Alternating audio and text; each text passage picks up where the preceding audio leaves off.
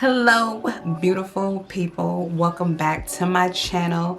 Hello, how are you? I'm great, thanks. Happy quarantine day 3005. So today's video is a little bit of like makeup therapy. I'm not gonna be talking, I'm just gonna put some good music to it. Y'all gonna watch me get this bomb little sunset eye I got going on here.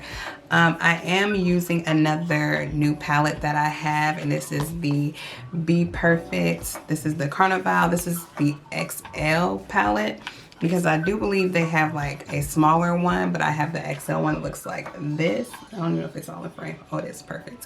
So I got this beauty off of Beauty Bay. In my last video for my Easter look, I used the Beauty Bay 42 mattes. I do use that palette for I think one color in this look, but the rest is definitely done with just that Bperfect Carnival palette that you just seen.